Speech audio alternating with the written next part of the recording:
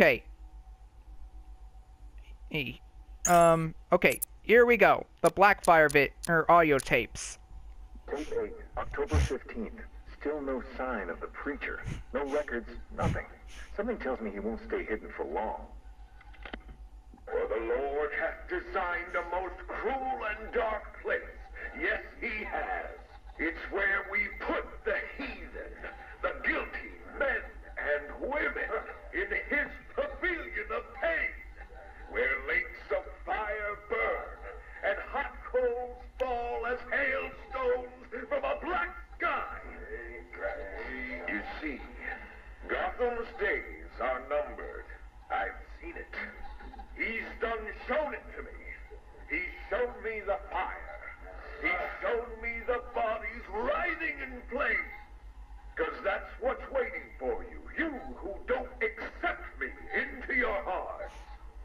I am the messenger of truth. For the Lord hath anointed me with his sacred oil. He hath separated me above all others, and promised me and my children their rightful place in the new kingdom. That's right. You will be made princes of all the earth. Amen. Blackfire's sermons are getting worse. He's not waiting for Armageddon. He's bringing it. And I'm gonna be right there when he does. Damn. He's a very charismatic preacher, I'll give him that. Tape 11, October 19th. Going back over some old interviews I did on Gotham's homeless. Numbers were dropping. No one knew why. I think there might have been a link to Blackfire. My name's Terry Noonan. I worked the sewers best part of 20 years. You name it, I've seen it. Walls of fat so thick they'd swallow you up. Rats as big as dogs. Enough teeth and hair to give you nightmares. It's a different world down there. I understand you've got a theory, Mr. Noonan. Terry, please. Some people like to think the homeless are disappearing because Gotham's pulling them out of the gutter. But you think different? I've heard things. Strange things. Voices. Chanting. Chanting? Like church. It's been like this for months. I hear it more often, and it's getting louder. Have you ever tried to find it? Hey, I ain't stupid. Besides, none of my business. If you were smart, you'd think the same. Noonan went missing not long after this. Cops found his body stuffed in one of those giant fat deposits. They said it was an accident. I figure he found something he wasn't supposed to. What the hell are you up to, Blackfire? I think you should stay out of this for your own good, Ryer. This sounds way too dangerous. Tape 23, October 26th. I was searching the archives and this little gem cropped up. Cops arrest a vagrant who's had a run-in with Blackfire. Guess we're starting to get some idea what this whack job's been up to. Please state your name. I haven't got a name. Not anymore. We're his children. His disciples. Who? Deacon Blackfire. The one true messenger. The Redeemer. He can save Gotham. He can save us all. Well, he sounds like a nice guy. You mock me. You fool. You don't know the power you're dealing with. Okay, why don't you tell me? 1,000 years he has walked the earth, and 1,000 more he will reign. You're smiling. You think I'm crazy? Hey, you're free to believe whatever you want. I doubted him too once, and then I saw it. The blood is his power. He bathes in it. I'm sure he does. You can see it in their eyes when he draws the blade across their throat. They see it then. The light. Okay, buddy, take it easy. I have to leave. We have work to do. The final sacrifice is coming. It will grant him everlasting life. Hey, sit down. Restrain him. Get off me. An army of homeless killers?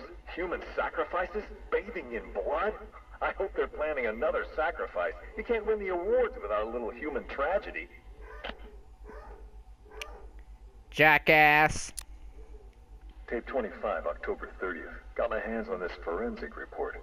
Human sacrifice. It's real. They're really happening. The deceased M. Hollis, located in the abandoned premises, front-facing room to Hammond Close. Male, 33 years, approximately 6 feet, 210 pounds, brown hair. Found lying face up on a table central to the room. Contusions on the wrist and ankles, indicating the victim was restrained with a thick cord or rope. The neck has been cut, deep incision severing the esophagus and main arteries. The body appears to have been drained of blood. Victim is naked. Clothes have been burned as well as personal effects. No sign of murder weapon. Symbols have been drawn onto the walls in victim's blood. Photograph logged. Scene secured by Detective Russo at 2100 hours. Damn. Something big's happening. Blackfire's here, I know it. He wants that final sacrifice. But where? I need that last piece of the puzzle, then bam! Son of a bitch is mine. You sure you should be going after Blackfire all on your own, Ryer? You're not a cop. You're just a reporter. And not a good one. The puzzle just fell into place. Lady of Gotham. That's where it's going down. I couldn't wait for you, Batman. Sorry. This one's too important to miss. That idiot. Guess you're wondering what the Lady of Gotham connection is. Turns out there was a Blackfire tied up with the Miyagani people. His name crops up in tribal stories. Seems like they shot him with arrows. Shut him in a cave. You want to know where that cave is supposed to be? You got it. Directly beneath the Lady of Gotham. Looks like the irony didn't escape our preacher. Cash ran this guy's prints. Turns out he's got a past. Tax evasion, fraud. One file dates back to the 20s. Cash thinks it's got to be a mistake. Part of me wishes Blackfire was telling the truth. Guess we all want to believe, huh? Too bad he's just another con man. I don't think he's just a simple con man, and Ryer. I've seen people. I mean, Batman had an immoral enemy that he lived for over 600 years. So anything is possible.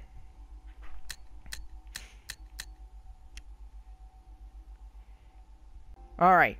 Next, second to last is Simon Stagg.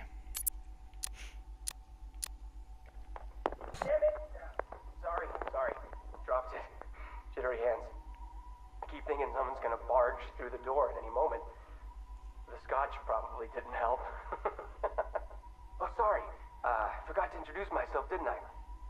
My name is Alex Sartorius. Dr. Alex Sartorius. And this? Well, I suppose this is my confession. 20 years ago, I went into business with my friend and business partner, Simon Stagg. It feels strange talking into this thing. I've never been one for the limelight. I never cared for attention. He was the businessman, I was the scientist. Stagg Enterprises was a fine name by me. And we did fine work, too. I want you to remember that. Whatever comes out. The cure for the Tugela virus. That was us. The treatment for Collier syndrome. That was us too. No, not us. That was me. I never cared about the financials, of course. I never needed to. Don't you worry, Alex, Simon used to say, and I believed him. Believed him right up to the day he told me there was a big, gaping hole where next year's budget was supposed to be. I wonder... Now, of course, if he was lying. I mean, can you blame me? If you just come out and asked me, I'd probably have said no. I'm no bleeding heart, but if there'd been no need... Oh, sorry. I'm getting ahead of myself, aren't I? These anti-anxiety meds, they rattle your brain. What I'm trying to say is that day, the day we ran out of money, that's when the weapons contracts began. Oh boy, this ought to be good. Hello? yes, hello. I am in a better mood today. I've discovered a pharmaceutical cure for paranoia, you see. You put the anti-anxiety pill straight into the whiskey bottle and you swirl it around. Oh, no. Where was I? Oh, yes! Chemical weapons, biological weapons. Oh, wonderful things. We went into business to save people. But it turns out that killing them paid better. Not well enough for Simon, though. That greedy, grasping parasite, that bastard! There are many buyers for this stuff, you see. Not legal buyers, anyway. So, you had to be competitive, but how can you do research quickly when human testing is illegal? Not to mention life-threateningly dangerous, unethical, unfathomably risky. Well, it's obvious. You do human testing anyway.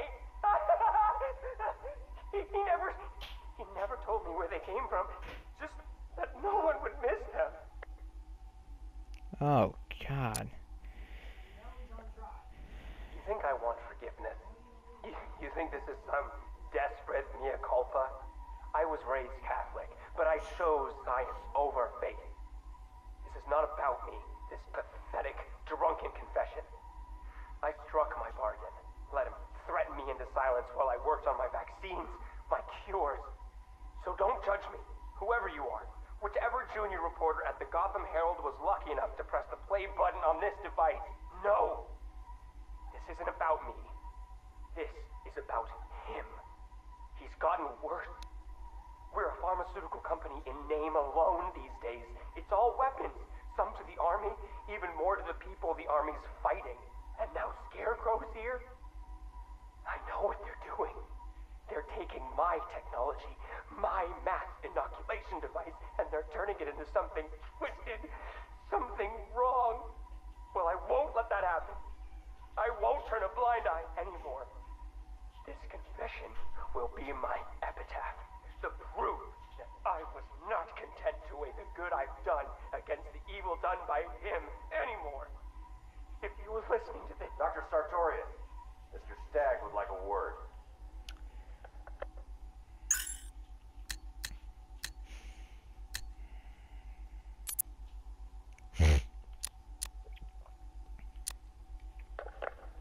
Patient notes. Gordon, Barbara, session 1. Wake up, Miss Gordon. Wake up. Inject her. Another dose. I'm awake, you bastard. Good. Who is Batman? Ask him when he gets here. Thank you, Miss Gordon. I was afraid that my preferred interrogation method would not be necessary. Do you know why I wear these syringes on my hand? Because you're insane? I usually disperse my toxin as an aerosol. It's efficient, but not pure. Now, the terror I can elicit with a concentrated dose administered directly into the bloodstream, that is beautiful to witness. The long-term damage is more severe, of course. Are you done talking? I am, but you have barely begun. You'll be incoherent when my toxin dissolves the wall between your conscious mind and your suppressed subconscious nightmares.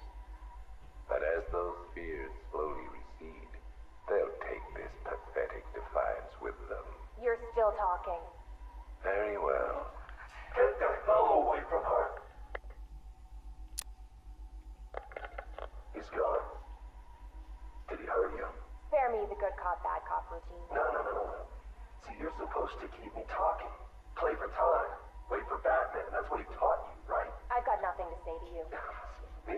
I talked for hours. Because I knew, right? Batman was on his way to save me. And the bastard just let me talk. Eventually, I just ran out of things to say. So trust me, you can't count on Bruce to save you. Bruce. Yeah, Scarecrow doesn't know. It's our little secret. Now here's another. Batman likes to play the hero, Barbara, and he's pretty good at it. But it's an act. Batman's not about saving the innocent. No. He's about punishing the guilty. And don't get me wrong. He'll look for you, or he'll try. But when it comes down to it, when he has to make a choice between you and the mission, he'll choose the mission. Every time. You're wrong. Look me in the eye and say that. Jason?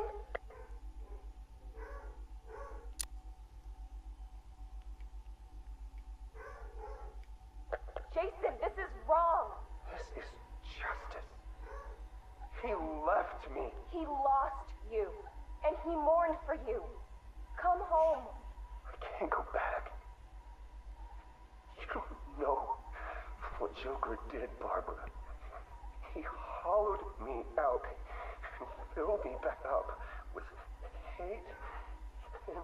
Jason, we can fix it. I can fix it! I know now what to do. I take all this pain, all this blackness, and I put it all in a bullet, and I put it right between Bruce's eyes. Joker's dead, Jason. You want revenge on the man who hurt you? You've got one shot. Come back to the manor. Let us help you. Don't let Joker win. How's Alfred? He misses you. We all do. The Cloudburst is charged tonight. It's time. Someone put a gag on her. Anyone hurts her, they're a dead man. Jason. Even after everything he went through, there was still he still cared about his friend, about Barbara and Alfred.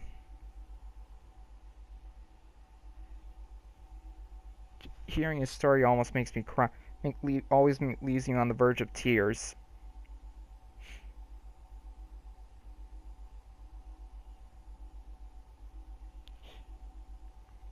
Well, that's everything, guys. That's all the audio tapes. Next time I will be doing the Gotham City story. So remember, same bat time, same bat place, same bat channel. This is Jungoguy signing off.